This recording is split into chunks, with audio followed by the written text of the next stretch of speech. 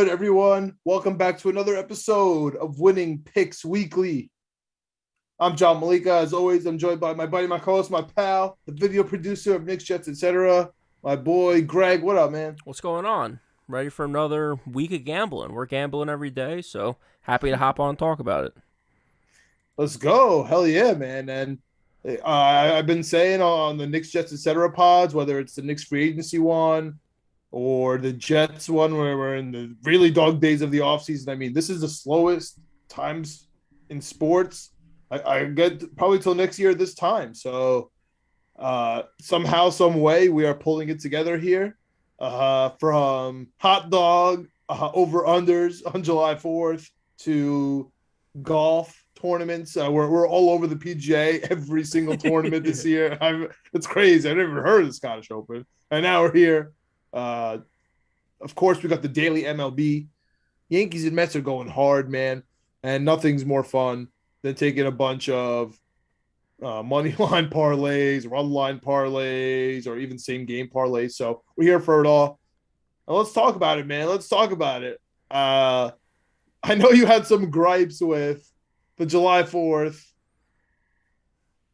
Joey Chestnut eating contest getting attacked. So, I mean, it was ridiculous. Let's start with that. How do you not cancel the bets? How is that still go through? Guy was mauled in the middle of eating competitively. I mean, what are you supposed to do? Well, listen, I mean, we've had protests from the NBA court. By the way, those games not to count, Greg. I don't think we talked about it on. I don't think we talked about it on last week's episode, and that was a big mistake going to the 4th of July weekend. But if you don't know, you bet the over every single time. Not this year. Well, shout out to the Barstool Sportsbook. Because they actually did take the bet off the board. They gave everybody their money back because, as you said, the champion, the USA champ, puts every Captain franchise America to shame. Coming out there with his crutches after surgery, still clearing the contest, even though he didn't get the over, putting people down and citizen arresting them. I mean, what a day. Yeah, still like up by 20 hot dogs, just clothesline and chokehold and tackling people, and then going back to eating hot dogs. Like, the dude's a machine. The whole event's awesome. I mean, the lead up stuff to it, like the gallon lemonade jug challenge, and then I just love. Yeah. I love everything. I love the intros. The guy that's on the mic, I forget his name now. Incredible. The stats that they have, like some dude ate, 16 dozen oysters in 4 minutes. It's just like the stats that they have for the Major League eating, shout out to those guys. Those guys put it down. And girls, there's a bunch of stuff for the women too. So it was great. It was a fun event.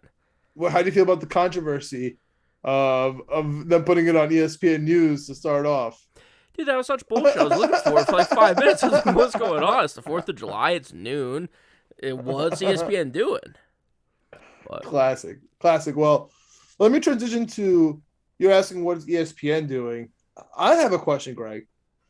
What the hell is the MLB doing? Not making July 4th the premier Major League Baseball day. Baseball should absolutely own July 4th. Everybody should be looking forward to July 4th, their baseball team. It should be a spectacle. Not only that, the Yankees didn't even play, man. What the hell? What are we doing? I don't know. They only let the most American teams play on July 4th. So the Mets that's so played, weird obviously, because the Yankees didn't, and it is what it is. That's really weird because the first place team in the American League didn't play. So I don't know what else you want us to do. It is crazy. It should be like there should be some sort of branding behind it, some sort of spectacle behind it. It should be rivalry week. It should be rivalry day. Yeah. Like no matter when it comes, if you can't have a series, especially because it was perfect. Like, oh, man, I know they said it was a Monday, but you just extend the series. Like, imagine it was Yankees Mets on July 4th. The city would be buzzing. Yeah. And no one. And July 4th is a ghost town in New York City. It's honestly perfect time to have a game. Yeah, no, it should be. And like they did like the cornfield game or whatever they called it or whatever, the Field of Dreams game. I don't know if that was it, but that was in August. Yeah, like that maybe could be July 4th. Like that would be pretty cool to end the day with something like that. But it's the most American thing ever. Yeah. yeah, I agree. I agree. Well, let's transition into, this is a betting pod. This is Winning Picks Weekly. Let's start off with today, man. Today, I got in this live bet here. If you check us out on Twitter, hopefully you tailed us. It was plus 325, plus 350 if you took Djokovic, or you could have cashed it out. So I that's what I did, honestly, so I don't have to wait for it. I could just reuse that money because Djokovic was 1,600. But I've been pulling on this pot when the Yankees are down, I've been taking them. That's been working really well this year. When Nadal is down a set, I just, he was plus 300 at one point, plus 425. I got him in at plus I got in a couple times, like from plus 300 down, kind of descending a little bit up until plus 140. He was even on the last sets, he was still like plus 140 to win, which is crazy. Yeah, I mean, he didn't look good. It was kind of a scary day for him, but ended up pulling it out. So yeah, whenever he does these annoying little things, man. He does these little annoying things where he calls timeout for the medical, his abdomen. He does his lifting, but he does a lot of these like stalling tactics, and it somehow works. Like he killed after the timeout. So that was fun. That was a nice little turnaround. Kyrgios was a huge favorite the whole day. Yeah. He almost blew it at the end. I mean, not really blew a set, but that was fun to watch. He just screams at everyone. I love how this tournament's been going. Yeah, it's another thing that, like you said, is a dog days of summer, but there's always something to gamble on. Wimbledon's always great, especially when it's one of these big-time favorites gets down a little early, because it's a long, long match, man. You can go down 2 sets and rattle off 3 in a row and end up winning it. So, yeah, I'm with you. The live betting, whether it's baseball, whether it's tennis, Chip Murphy's been doing pretty good at betting golf live, like after, on Friday or Saturday and stuff, or going into Sunday. So, definitely always important to keep an eye on these lines and figure out where it's at. I got the Mets right now plus 385, 380 before we started, just because they were down 1 in the 9th, and they tied it up. We're in extra innings right now, or it's the bottom of the 9th right now. So, just that's where the real value is. I always say that if I could get to a spot where I'm a full-time gambler, it would just be live betting, and it would just be betting people that were heavy favorites and they just start out slow and you just get good lines, because chances are Vegas had the line right to start. So if it starts out a little wonky, if the Mets or the Yankees go down a couple runs early, or the Dodgers or the Braves or the Houston Astros, who keep looking better and better. I hate that you bringing them up, but yeah, I put it in them acknowledging them. I know Dodgers. I don't really trust the Dodgers, if I'm being 100% honest with you. But like you said, I have been on this daily Mets thing. I threw in Nadal and Kyrgios with Mets minus 1.5. They got the Yankees run line. The Tampa Bay Rays were plus in the run line, so I took that. They were plus 1.5 at the Sox. They murdered today. Angels minus 1.5 with Ohtani. Had to take that. Yep. The Yankees and the Mets were scaring me today. I mean, at Cincinnati, at Pittsburgh, the 2 best teams in the league the whole year. And they both lost yesterday. This should have been the easiest bet of the day, to be honest with you. No, go ahead. The Mets have been a little flat the last week or two. They just haven't been hitting as well as they were at the early part of the season, specifically with like runners in scoring position. Like, I think, a couple weeks ago, or even a month ago, I was like, we're the best hitting team with 2 outs. We've been doing great with runners in scoring position. It's not the case over the last couple weeks. So when you go from leaving 3 or 4 guys on base throughout the game to leaving 8 guys on base, like, that's a huge difference. So, again, we're not hitting for power. We haven't been all season, but it's just those timely hits. The hits when it count have been off. I don't know if it's because we're coming up on the All-Star break or what, if we're kind of coasting a little bit. But to your point, like the Mets against Cincinnati early in the season, we should be winning this game by 10 runs. We lost 1-0 yesterday. It's not looking good right now. It's 3-3 in the 9th. So Pittsburgh, though, for the Yankees, Pittsburgh's been pretty good at home. So I wasn't too surprised for Pittsburgh stealing one yesterday, but the Yankees have also been having like tough with like rain delays and games getting canceled, so they're in a little bit of a weird spot scheduling wise. But Seems like everything's going okay right now for them. I don't know if they're up 4-0 right now against Pittsburgh. I don't have it in front of me. 4-0, but it's really important how they got there, man, because when you have Donaldson and Gala going back to back, and they're both been in the most ridiculous slumps, that's huge for this Yankees team. Small ball to get those first couple runs, and then home runs by people in a slump right now. Going into the sixth, Sevy is dealing. Dude, Sevy is the X factor that nobody's talking about. I love Severino, man. He is everything. He's gonna take the Yankees as far as we know in the playoffs. Honestly, I know we're all mesmerized by the hitting, by the top of the lineup, and by Chapman. Honestly, and Holmes, that situation that's really holding the headlines right now for us. Um, of course, the bad players always get the attention. Whoever's slumping in Yankee Stadium, they get all the attention. But it's really about Severino, man. It's really about Severino. Looking into where we are, the gambling pod, we are coming up. Let's say it's Friday right now. We have really important series coming into this weekend. Okay. So just projecting into this Friday, a little parlay I like. I can't give you the odds because the odds are not out right now. But just based on the pitching situations, I'm taking the Yankees. We got Cortez against the Red Sox in Fenway. It's going to be a nice line. We got Carrasco at home. Marlins coming into town versus the Mets. I got to take Carrasco there.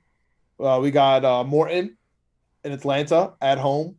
Nationals coming into town. I'm taking that. They stink. And I'm taking the Twins. We got Sonny Gray on the mound in Texas versus the Rangers versus Perez. I'm taking the Twins. And we're going to chill there. Nice little 4-team parlay on Friday. You're listening to this right now. Grab it. Take the money line, and take the run line. Sprinkle on the run line. I've learned that from Greg. But here's the thing. I feel like it's a little macho, Greg. I'm being honest with you.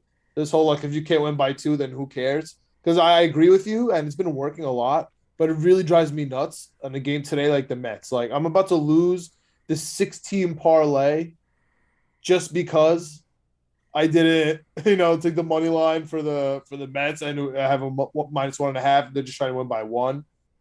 Do you think that's a dumb bet? Do you think I'm wasting money?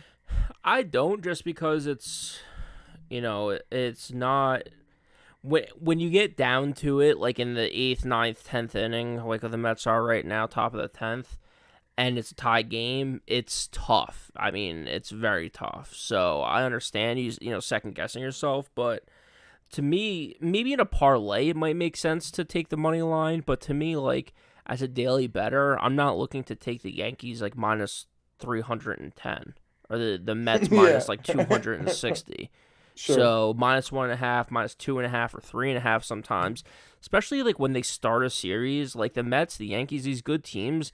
When they're playing a bad team like the Reds or the Pirates and whatever it is, sometimes I throw in 2.5 instead of 1.5, just because those odds really do change quite a bit. And to me, it's I think we beat the Reds 7-1 the first game we played them. You could have put it in anything and you would have won. So, I could see how you're second guessing yourself a little bit. Maybe in a parlay because the odds are so crazy already.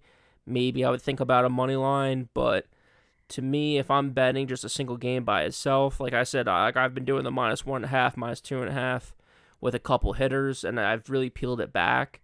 So today I think I have 2 hitters on for the Mets and 3, I think, for the Yankees. All of them got their hits, so now I just need them to both win by 2, and I'm good for the day. But it gets me to that +150, +180 area. I think the Yankees one's +225. So if I go 1-1, I'm good. So just need one of these guys to end up winning by 2 tonight for me, and I'm set. But for your thing, maybe because it's a parlay, I could see you just doing the money line, but to me, I'm not really into betting -200 and change. It's just you have to win so much to come out ahead that chances are it's not going to happen. That's fair. And just honestly looking at this game, specifically, if you're listening, this game has ended for you, but we're watching live right now. I mean, Higgy just hit another solo home run for the Yankees, put them up 5-0 in the top of the 7th. We got the Mets in the top of the 10th with the man starting on second as usual. But again, they're the top. They're the away team. So at least the game doesn't end if they score one. So there's at least a chance that they could score two, even if it's they get it on just like regular RBI. So I guess that's helpful. That's what I was kind of worried about. Like if I have the Reds right now at -1.5, that's really annoying. You know what I mean? Because they start with the guy on second, get a single, game's over. You know what I mean? They don't even have a chance to keep it rocking. So yeah, and we're also looking at it from the perspective of -1.5. Like to your point, if you have the Reds +1.5 right now, you're like, great. Like there's something crazy has to happen for me to lose. So it kind of goes both ways. But to me, I've just been betting the good teams -1.5, -2.5. Any update on your daily betting that we need to do before we move on to Scottish Open and Chip's picks, even though he's sick today? No, just betting the good teams, especially when they play the bad teams. The Mets have been a little wonky, but other than that, the Astros have been pretty good. Dodgers have been pretty good. So just sticking with the good teams. Braves have been pretty good, unfortunately. Of course, the Yankees. Yeah, the Yankees have been carrying me. So, dude, the Yankees are unbelievable. They've been carrying the MLB. They've been carrying Aaron Judge's contract. They've been carrying my heart and soul right now. The state of the Knicks and the Jets, Optimist and the Rangers, and NYCFC. Honestly, like Mets just hit a go-ahead double. Let's go, your boy Dom Smith down the line. So like that's huge because now again you have a guy on second with 1 out. The game will be over. So the game will be over right now. Like right now, I'd be so pissed. I'd feel like such a Joe here, just like betting things just to get a better price that are never gonna hit. You know what I mean? Like taking the Jets playoffs or Jets division or Jets Super Bowl, like some dummy I know. yeah. So moving on to a little bit of PGA. the Scottish Open. But before we get into that, how did you? I know you were talking about betting some golf last week. Did you end up betting any golf? I did bet golf, and none of my guys did anything good. So, we're not built. We're not built for the dog days. But you know who is built for the dog days, man? Our boy Chip Murphy 7, man. Yeah. He is killing it, dude. Peace and peace to him for not making it to today's episode, but he'll never miss putting in his bets. So, you gotta follow him, Chip Murphy 7 on Twitter. He always has them. So you go right now. He posted them, but he also messaged it to us. He's got Matty Fitz as the winner, or John Rahm, and then he's got a parlay, of course. Tommy Fleetwood in the top 20, Scotty Scheffler and Will Zalatoris in the top 30, and the top 40 we got Cam Smith, Jordan Spieth, and Morikawa. I mean, I have to tail it. I have to tail Chip. So that's what I'm rocking with. Do you have anything else going here? No, and I'm probably just going to follow Chip on all this stuff, especially I like the Scotty Scheffler and Zalatoris top 30, just because...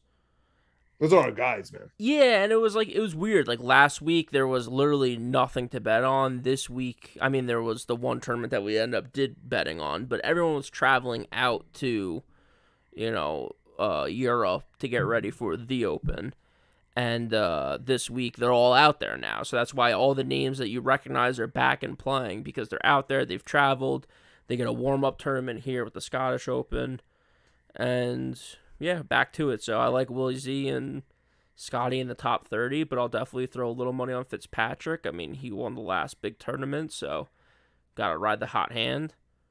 And then, yeah, that's really it. I don't have anything myself, picks-wise. Other than just following Chip Murphy. When you're hot, you're hot. Why, don't overthink, just throw. Yeah, so that's the MLB talk. A little bit of golf talk here. Again, dog days of the summer. But last but not least, I mean, we're priming up for the NFL, man. Big time. We are priming up. We are doing AFC East breakdowns by position on the Knicks, Jets, etc. podcast. Yep. We got over-unders building up in our brains, but we don't want to get too into it until at least the preseason shows up, at least to have a practice, at least do some cuts, something. Like, let me see the roster at least before we start making official predictions. Yep. However, of course, you knew a butt was coming. Greg has a philosophy. And we're going to stick with this philosophy when it comes to the NFL season this year, so much so that I'm actually going to throw in a parlay right now following this philosophy. And this philosophy pertains to first year NFL head coaches. It's part of the "What did you learn" series. What have you learned after you bet? Like, for example, when it comes to golf, I've learned just to stop betting. Right? Let's just the Masters. I did okay there, or really just follow Chip. When it comes to MLB, we started making, the bet against list, and we kind of have broken it down since. So we're getting a little bit better on that side as well. We all know where the cream of the crop is for us: NFL, NBA, college football, basketball. But we learned one thing, man. We learned one thing about the NFL, and that has to do with the first-year head coaches. The first-year head coaches, man, they stink. There's lots of buzz, but it never pans out. And not only does it not pan out in the long run, speaking in the long run, meaning in the first season, yep, but especially in the first game. But let's talk about both these aspects real quick to end it here, because there's lots of gambling when it comes to this, right? There's over-unders on the teams, there's expectation stuff. We got 10 head coaches that changed. 10, man. 10 head coaches. That means we could do, and I know it's funny, none of them are playing each other in week one. Yeah. So you could take a 10-team parlay. I know last year I think there was like 2 of them or so that were like that, so you kind of washed each other out. So this year, man, we could do the 10-team parlay right now, completely blind, just based off of philosophy, which of course we're going to do. We have to. But let's talk about them. I want to know, because there's lots of over-unders here. So this is a little quick over-under before, the cuts, before the training camps, before a preseason game is played, before even the Hall of Fame game is played. I got some breaking news for you, John. Let's go! Got some breaking news for you. The Mets are now up 5-3. Men on second and third, 2 outs. Your boy's back to covering. Your boy is back to covering. Never, the Mets. One thing I will say about the Mets, it's not over till it's over. This team has heart. This team has grit. This team fights. We haven't been hitting great with runners in scoring position lately, but we're going to keep swinging that bat. We're going to keep getting up on that horse. We're going to keep fighting. Let's go. I think that was Nimmo to fly out. Oh, no, still in play. All right. So Nimmo started the inning. Oh, no, started the 9th. He's so fast. I know I said it I know we were laughing about it before we started recording. He's so fast. It's crazy. So the Mets are officially back to covering. They still have to compete in the 10th, but let's get back to NFL stuff. Just wanted to break that news to you real quick. No, I like that, man. I'm gonna hit a nasty parlay if it stays. It's not over yet. 5-3, and I also took them live at -1.5 right before we started as well, just to pound it even more, just to pound my hate for them, because I was gonna hate them if they ruined it anyway. So I might as well. Might have a 3-0 night here, fellas. This might be something. I don't know. We might have a night on us, and tomorrow I'm definitely taking the Guardians and the Twins, who both lost today. So I'm excited for tomorrow as well. For like the series coming up, I'm really excited, man, for MLB. Everything's starting to come together. The bad teams and the good teams are starting to separate. Exactly. Back to NFL. So rookie coaches, do we want to just give our 10 teams? 10 teams. Do we want to give? Are you going to? You got Chicago. They got Chicago, Denver, Houston, Jacksonville, Vegas, Miami, Minnesota, New Orleans, the Giants, and Tampa Bay. Do we want to talk about each situation? Do we want to talk about which team we think is going to do the best? Which team's going to hit their over/under for the season? Yeah, well, we don't have to go too much into depth. I just kind of wanted to throw it out there today as a little, thought experiment, because we're gonna get into it, pretty deep. If you have initial thoughts, go ahead, throw them out there. My initial thoughts are Tampa. I think they're in for a rude awakening with Todd Bowles. I know they had him around. I think they're in a rude awakening. I think New Orleans is going to be fine. I think the Giants are going to be fine. I think Minnesota is going to be fine. I think the Miami is in for a rude awakening. Yeah. I think Vegas is going to be in for a rude awakening with your boy McDaniels. Peterson in Jacksonville is going to be interesting. Denver, it's really just Russell Wilson. We'll see what happens there. Chicago's a dumpster fire, and so is Houston. We'll see what happens with Smith. That could be good. Yeah. For me, I think the one that sticks out to most for me, I think New Orleans is going to have the best season. I think Denver's going to have an okay season because they have a veteran quarterback. and I think Tampa Bay is in for the biggest drop off, and McDaniel's gonna stay for Miami. I guess those are my thoughts. Yeah, to me, I was looking at it from like just if I had to put a bet in right now for over under for the win total, just because I think that's what I threw out in the chat, so that's what I was looking at. I agree with a lot of the thoughts that you said. I guess overall high looking picture. To me, I think that the Saints have a shot to be in the best position and have the best year with a rookie head coach, just because I think Dennis Allen's been there forever.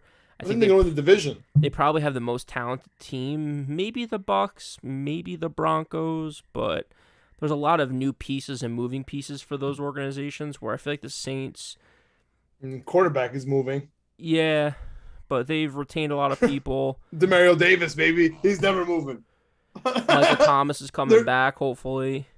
Their safety. They got Marcus May chilling. The Saints over-under is 8.5 for the season. I like that over. To your point, I think they have a shot to win the division. So I really like that over-under for them. I think they have a shot to win 10 games. I like Nathaniel Hackett a lot for the Broncos. I'm just really worried about that division. So I'm not sure exactly how I feel about that. I think their over-under is 10.5.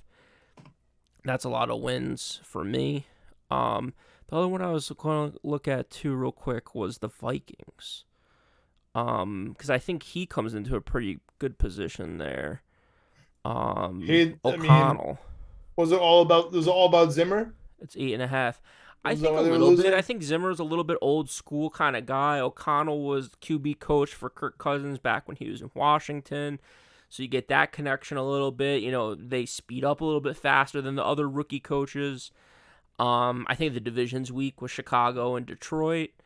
And I think, what was the stat? I don't know if you saw the tweet yesterday or the other day, but it was like the most receiving yards for a wide receiver since 2019.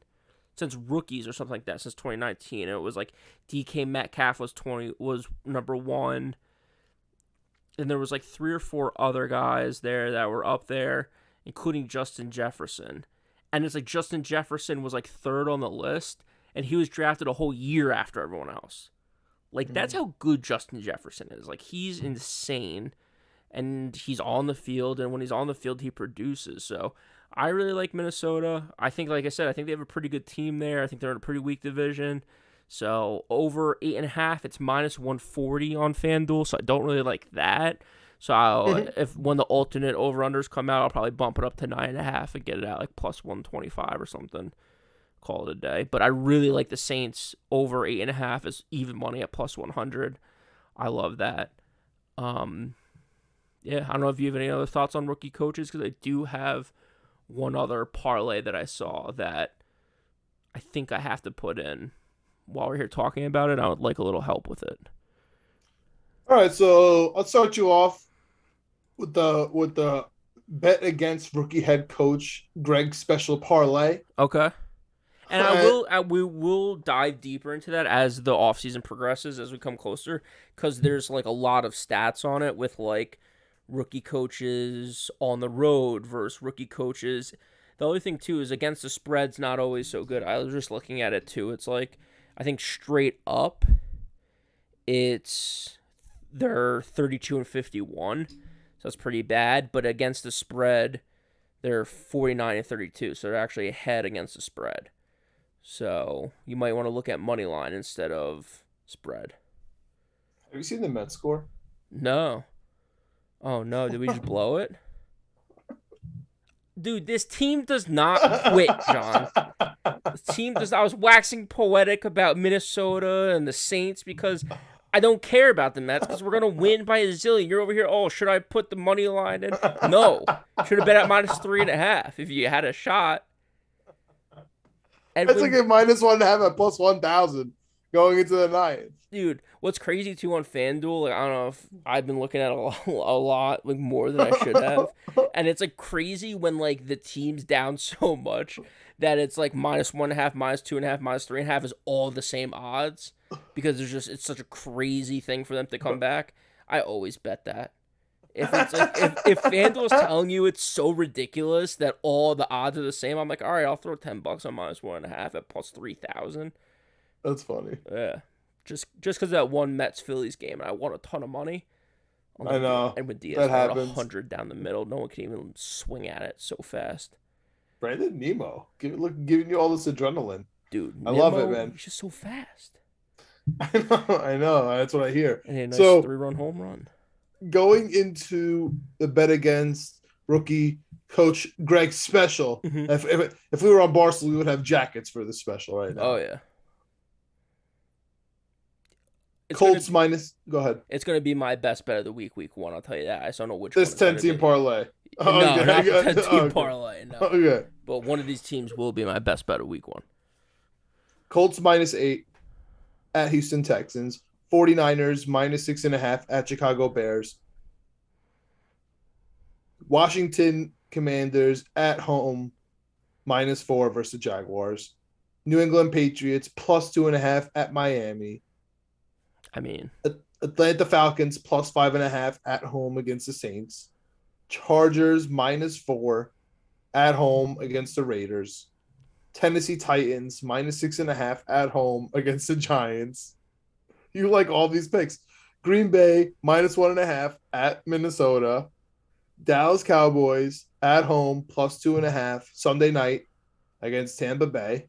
Oh no, Thursday night, right? Is this the opener? No, it's not the opener. Openers. The Rams. Bills Rams. Yeah. Right. So September 11th at 8:20. Yeah, Sunday. That's Sunday Night Football. Sunday night. Yeah, I was right. Tampa Bay at Dallas. Dallas +2.5. Don't at love home. that Dogs. one. Really? Yeah. There's one other one I don't love.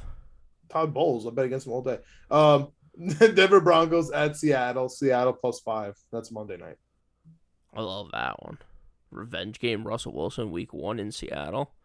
You love Drew Lock? Win by a touchdown. U.S. Open doesn't love Drew Lock. U.S. Open. I don't know if you saw that, people. The U.S. Open does not like Drew Lock, and they got NFL quarterbacks in their bag. So don't come at the U.S. Open if you have a NFL avatar, because they'll roast your team apparently. What are the odds on that parlay? 10-teamer. The odds are +65,600. All right, so that's worth $10. 6,500 for $10. That's what I got going. Hey, crazier things have happened. Something caught my eye though, as a gambler I am. I was looking around FanDuel as we're preparing for the over-unders and the win totals is what it was. And there's a bet here, John. There are odds. And my parlay is, instead of telling you what the bet is, I'm going to tell you the teams first. And then I'm going to hit you with what the bet is. It's a 7-team parlay. And I already know you don't like one of these teams, so I'm going to switch it out for a team that I mentioned earlier. So I like them a little bit better. Okay. The Rams, the Ravens, the Patriots, the Titans, the Saints, the Vikings, the Eagles. Vikings. It's tough. That's a 7-leg parlay plus 11,900. The Vikings was one that was a little tough. Screamed out to me. Them and the Eagles, but the reason why I'll tell you in a second. Other than that, though, the Rams, the Ravens, the Patriots, the Saints, and the Titans, I think are all going to be pretty good teams in the NFL this year. I'm worried about Thursday opener, Rams-Bills. That worries me. They could lose, but this isn't week 1 bet, John. Oh. This isn't a week 1 bet. This is to get 10 or more wins in the regular season.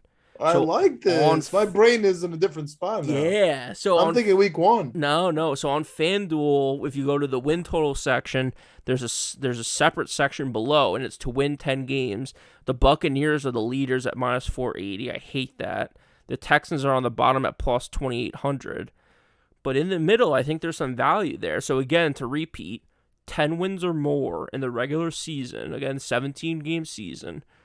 So you need double-digit wins from the Rams, the Ravens, the Eagles, the Vikings, the Patriots, the Saints, and the Titans. $100 wins 11,000, 12,000. I might throw 50 on it to win 6 instead. But what's crazy to me is on that list, the Patriots are the highest odds, the least likely to get 10 wins, which I think is pretty plus crazy. 135. Yeah, crazy. I think so too, because I think the Eagles aren't. I mean, They did get AJ Brown, so that's it though. Seven teamer, 10 plus wins. That's one of those bets that I love to do, whether it's, $15, $25, $50, just because I have something to root on all season long now. You know what, Greg? I'm going to also. I've never even seen this bet before. Neither have I until today. I was perusing. This is interesting. I'm going to not bet on the Jets. Okay, because that's a big step for you, buddy. That's a big step. Exactly. Here we are. I'm going to parlay not the Jets. By the way, just real quick though, the Jets. The fact that the Lions, the Panthers, the Giants, the Bears, and Washington Commanders are all higher odds than the Jets is so disgusting. It's unbelievable. That's why I want the Jets, dude. I'm telling you, this is why I can't stop betting them, because I look around and I'm dying inside. You know what I'm really pissed about? The Bears? The Bears are a better team than the Jets. Daniel Jones? Like, what are we talking? Well, the Giants too is crazy. What are we talking? You got Leonard Williams. You got it from us. You paid him. Like, what are we talking about? You gave us a draft pick and paid him. Like, let's come back to reality a little bit. But yeah, I'm not going to bet on the Jets. So that's a big step. I'm going to take the Patriots. Yeah, I got them. So I'm going to take the Patriots, the Saints, you got them. I'm going to take the Cowboys and Eagles, both in the same division. That's tough, but I'm going to do it. Broncos, Colts, Ravens, Chargers, Ravens. And the Chargers. So you're doing Broncos and Chargers in that division again. So you really think the Chiefs are falling off this year? Dude, I am so off the Chiefs this year. I can't. I'm gonna scream it from the rooftops. I think episode 1 we did last year together to start this show was our week 1 or week 1 or week 0 takes, and my hottest take was the under on the Chiefs, and it missed by 1.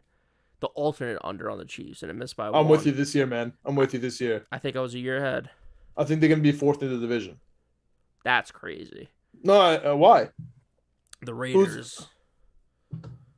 You're telling me Derek Carr is supposed to be good? They got players now. They got Devontae Adams. You ever hear Devontae Adams? Yeah. He's pretty good. Just a rookie coach, putting it all together. Josh McDaniels, is he even a rookie? He's with the master. We've seen him fail. All right. I'm just saying that, like, I think there's a possibility for sure. They took away Tyreek Hill. I know they added pieces, but I don't know. So that I'm taking it. It's plus 10,000. Broncos, Cowboys, Saints, Patriots, Colts, Ravens, Chargers, Eagles. 8-leg parlay. I love that we started this podcast with the Mets down 2-3 and we ended up winning 8-3. And what was the Yankees score? 5 in the 10th. We scored fucking 5 in the 10th. And it was 3-0. It was 2-0 Yankees or 2-0 Yankees, and now it's 5-0 Yankees. I think we should just start going live, Greg. I think this is my petition. I think so too. I think we just have to start watching baseball together every night because I'm honestly down. Yeah, so I didn't have the Mets live bet in. I had the Mets bet from earlier in the day, so now I'm about to have a 3-0 night.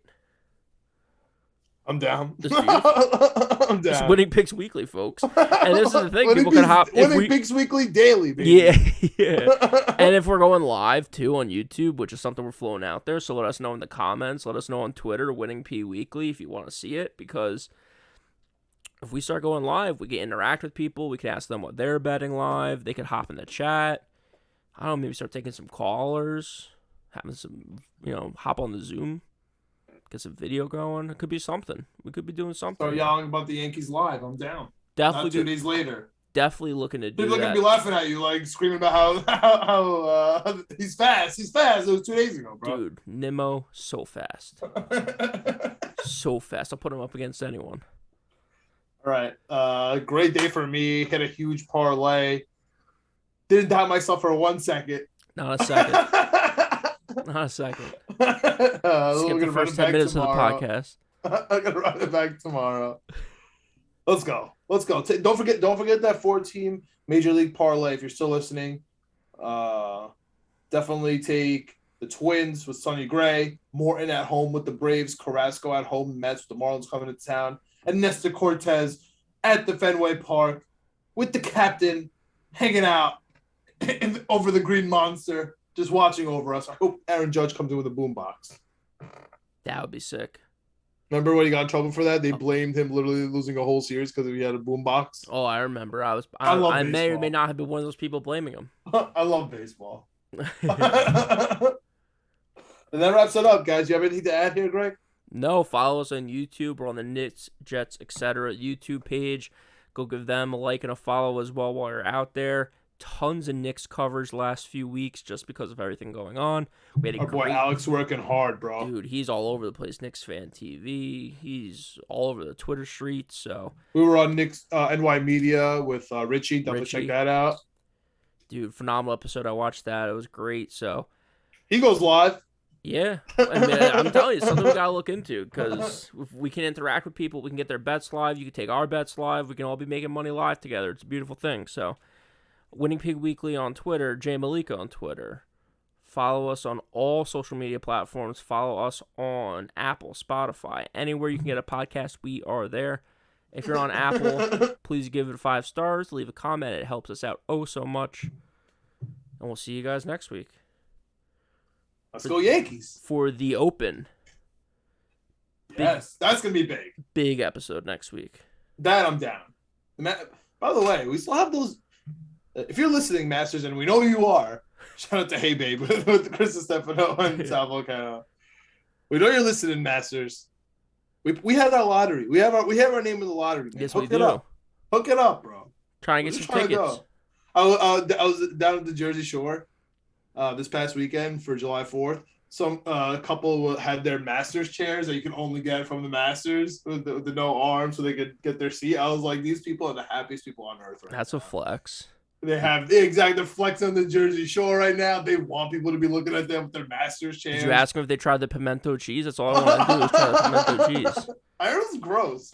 Every blog I read it's fucking $2. Who cares? I need to go. Dude, they have the barbecue chicken. It's $2 too, apparently, man. I gotta get there. I gotta get there. Please, grass is greener at the Masters. I gotta see the azaleas. I got 2 lotteries coming up, man. I'm 2 for 2. That's why I'm scared. I hit the World Cup lottery for Russia. Went out there. I hit the Euros 2020 that I had to go in 2021. So a bit of a mishap in between, their little panini in between. But I hit the lottery for that.